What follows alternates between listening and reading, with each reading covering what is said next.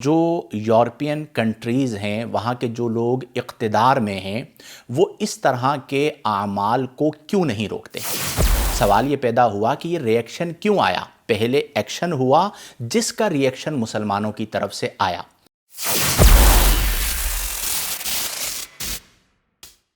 بسم اللہ الرحمن الرحیم۔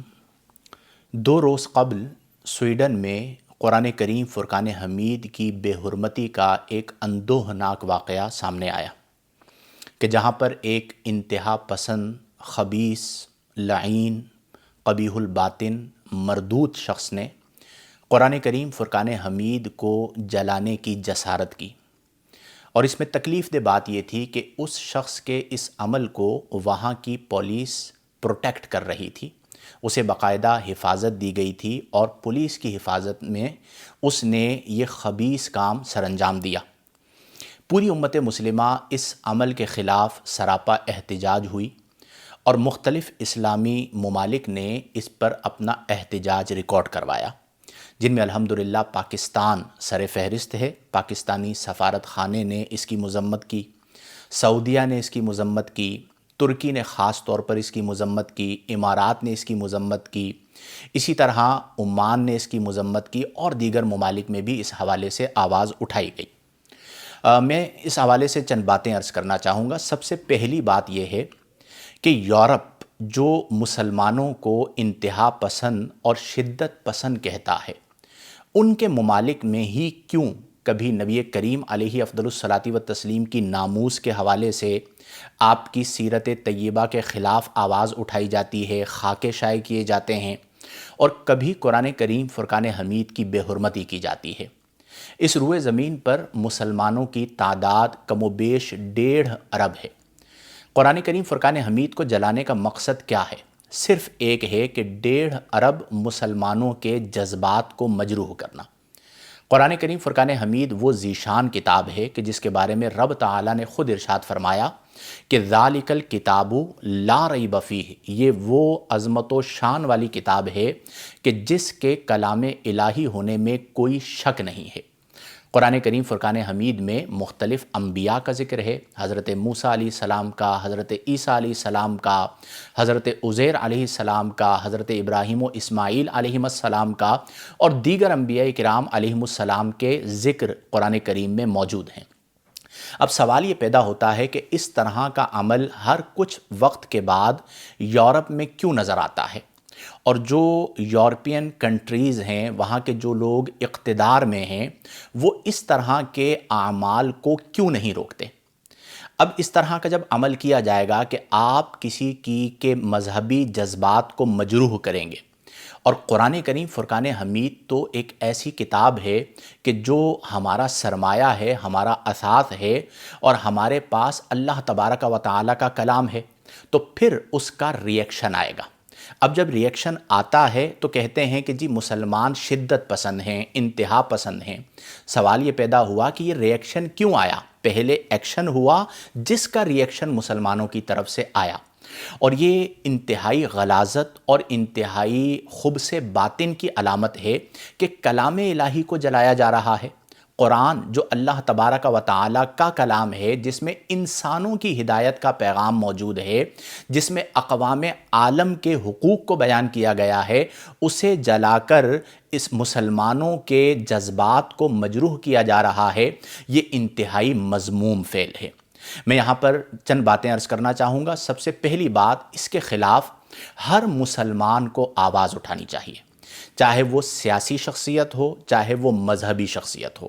جس طرح ہمارے ہاں سیاسی معاملات پر ٹویٹس کیے جاتے ہیں، تو کم از کم مسلمان ہونے کے ناطے ہر سیاسی قائد اور ہر مذہبی قائد اس کے خلاف اپنی آواز کو بلند کرے۔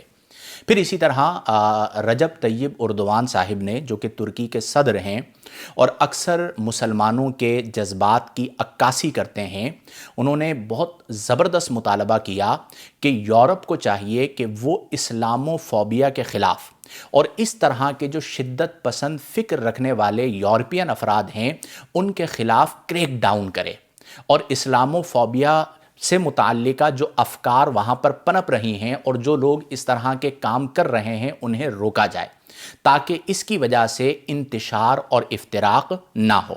تو کم از کم ایک ٹویٹ اس حوالے سے جاری کی جائے، اپنا احتجاج ریکارڈ کروایا جائے، اور اس وقت بھی پاکستان میں اور دیگر ممالک میں بھی اس عمل کے خلاف احتجاج کیا جا رہا ہے۔ اور صرف قائدین نہیں، بلکہ میں تو گزارش کروں گا کہ جتنے بھی مسلمان سوشل میڈیا پر موجود ہیں وہ تمام کے تمام اس حوالے سے اپنی آواز کو بلند کریں۔ قرآن کریم فرقان حمید اللہ کا کلام ہے، جو اللہ تبارک و تعالی نے اپنے پیارے محبوب صلی اللہ علیہ وآلہ وسلم پر نازل فرمایا۔ قرآن کی حفاظت ہمارا فریضہ ہے۔ میں اکثر ایک جملہ عرض کرتا ہوں کہ قرآن ہماری جان ہے، اس پر ہم قربان ہیں۔ یعنی قرآن کریم فرقان حمید امت مسلمہ کی جان ہے، اور قرآن کریم کے تحفظ پر ہم سب قربان ہیں۔ تو اس حوالے سے احتجاج ریکارڈ کیا جانا چاہیے۔ ہر طبقہ فکر کو یہ دعوت ہے کہ مسلمان ہونے کے ناطے آپ اپنی آواز اٹھائیں۔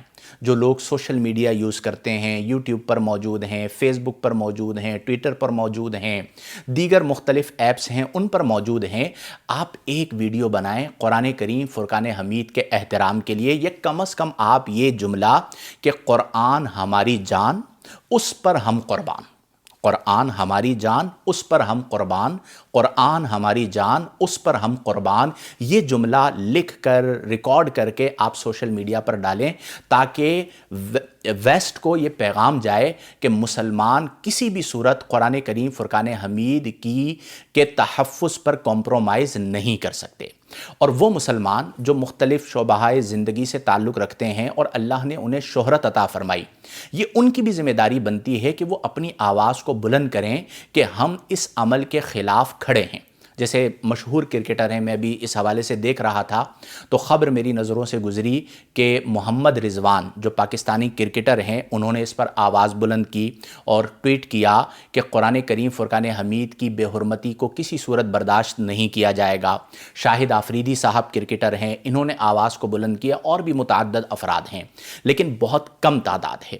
ہر مسلمان کے اسلام کا تقاضا یہ ہے، ایمان کا تقاضا یہ ہے کہ وہ تحفظ قرآن کریم فرقان حمید کے لیے کھڑا ہو جائے اور اس عمل کی مذمت کی جائے۔ اور جو لوگ ریاست میں ریاستی اداروں میں موجود ہیں ان کی بھی ذمہ داری بنتی ہے کہ وہ تحفظ قرآن کریم فرقان حمید کے لیے جس حد تک جا سکتے ہیں اس حد تک جائیں، اور اس کی مذمت کو، اس کی قباحت کو، اس کی شناعت کو بیان کیا جائے۔ اور وہ بدبخت شخص، اور وہ میں کہہ دیتا ہوں لعین شخص، مردود شخص، خبیث شخص، جس کے باطن میں اسلام کے خلاف بغض، حسد اور کینہ اس قدر بھرا ہے کہ وہ اللہ کے کلام کو آگ لگا رہا ہے، اسے جلانے کی جسارت کر رہا ہے، اسے قرار واقعی سزا دی جائے۔ آپ نے کبھی سنا کہ کسی مسلمان نے توریت کی گستاخی کی ہو؟ آپ نے کبھی سنا کہ کسی مسلمان نے انجیل کو معاذ اللہ جلانے کی کوشش کی ہو؟ قطعاً نہیں۔ کسی نے حضرت موسیٰ یا حضرت عیسیٰ یا حضرت عزیر علیہ السلام کے حوالے سے گستاخی کی ہو؟ قطعاً نہیں، کیونکہ ہمارے دین میں نبی کریم صلی اللہ علیہ وسلم کی ناموس کی جس طرح حفاظت کو اور تعظیم کو بیان کیا گیا، دیگر انبیاء کرام علیہ السلام کی عظمت کو بھی اسی طرح بیان کیا گیا ہے۔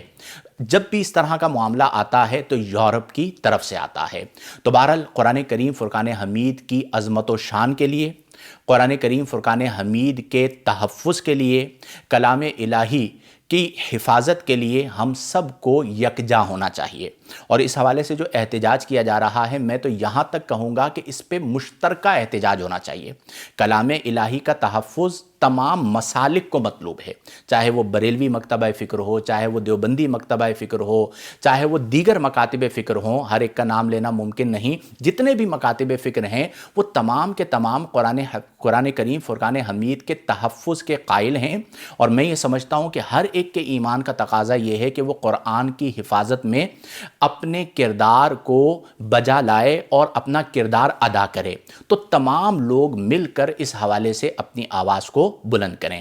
میں اللہ کے حضور دعا کرتا ہوں کہ اللہ تبارک و تعالی اس بد باطن شخص کو جس نے یہ مذموم جسارت کی ہے دنیا و آخرت میں نشان عبرت بنائے، اور جو لوگ اس کے معاونین ہیں اللہ تبارک و تعالی انہیں بھی نیست و نابود فرمائے، اور ہم مسلمانوں کو قرآن کریم فرقان حمید کی حفاظت کرنے کی توفیق عطا فرمائے۔ اور یہ بات یاد رکھیے گا کہ قرآن کریم فرقان حمید صرف نسخے میں نہیں ہے، یہ اللہ کا کلام ہے، اور نبی کریم صلی اللہ علیہ وسلم کا دائماً ابداً معجزہ ہے، اللہ نے اپنے کلام کو مسلمانوں کے سینوں میں محفوظ کیا ہے۔